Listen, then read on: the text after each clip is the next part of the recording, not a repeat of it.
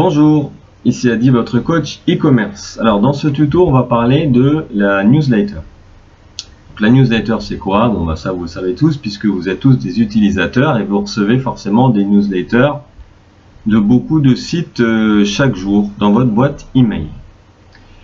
La newsletter, c'est bien, mais savoir l'utiliser, c'est mieux.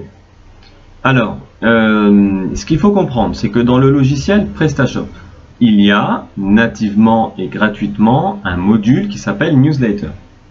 Maintenant, ce qu'il faut comprendre, c'est à quoi sert ce module.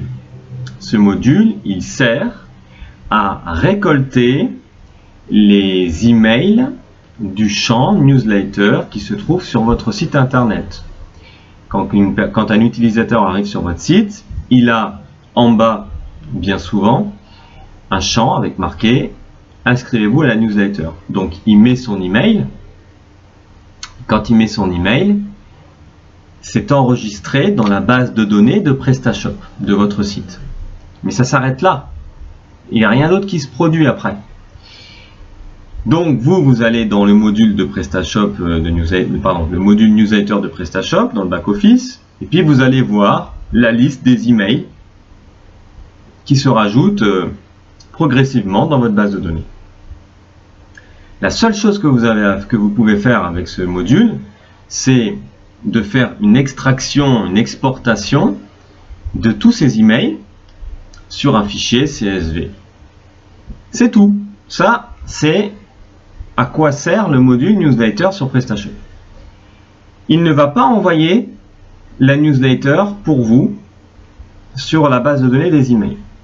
Et surtout, ne vous amusez pas à acheter un module PrestaShop pour envoyer la newsletter à partir de votre site sur toutes les boîtes email des abonnés. Pourquoi ne pas envoyer une newsletter à partir de votre site internet? Plusieurs raisons. Déjà, c'est pas son travail. Votre site internet, il est uniquement fait pour générer du contenu, générer des fiches produits et donc générer des ventes. C'est pas un outil d'envoi de newsletter. Parce que ce que les gens ont tendance à oublier, c'est que envoyer des newsletters à partir d'un logiciel et d'un serveur, c'est quelque chose qui est très très complexe. Si vous le faites à l'arrache, eh bien vous allez avoir des dégâts. C'est-à-dire, si vous envoyez une newsletter déjà de votre boîte email, vous avez sûrement déjà essayé. Il y a des gens des fois qui font un peu n'importe quoi. Ils envoient de leur boîte email perso, Hotmail, Gmail ou Yahoo, ils envoient à une liste de 50 personnes une newsletter. Bon, déjà, c'est n'importe quoi. Parce qu'on voit toutes les adresses de tout le monde. La première erreur. Donc moi, je vais pas me priver de copier toutes les emails de tout le monde et me les mettre dans ma newsletter à moi. Donc déjà, c'est grosse erreur. Deuxième erreur, j'ai peut-être pas envie qu'on voit mes emails. Et puis la troisième erreur, c'est que bien souvent, cet email, il n'arrive pas là où vous voulez qu'il arrive. Parce que vous, quand vous envoyez une newsletter, ce que vous voulez, c'est que cet email, il arrive dans la boîte de réception du destinataire. Mais ça n'arrivera pas dans la boîte de destination. C'est très rare. Ça va passer dans les spams. Parce que justement, le logiciel final, donc la boîte du destinataire, va détecter que cet email a été envoyé en masse et donc il va partir dans les spams. Résultat, vous envoyez une newsletter qui va avoir un impact zéro parce que tout va passer dans les spams. Alors, comment est-ce qu'on envoie une newsletter?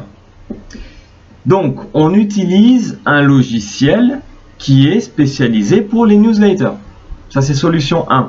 Et on le met sur un serveur dédié ou mutualisé, mais qui est fait pour l'envoi des newsletters. Parce que si vous le faites de votre propre serveur, vous allez être blacklisté au niveau de votre adresse IP.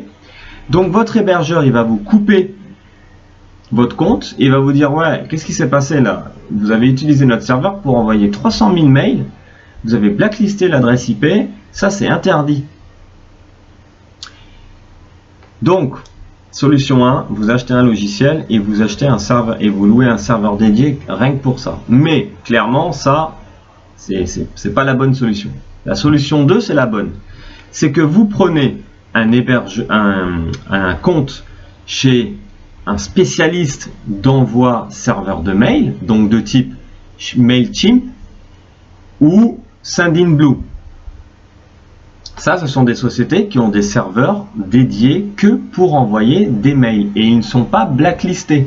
Donc, quand vous envoyez une newsletter à partir de ces sociétés-là, eh bien, vous êtes sûr à 80% que les emails arrivent dans la boîte de réception de vos expédients, de vos destinataires, que vous respectez bien les règles d'opt-in et d'envoi de mail imposées par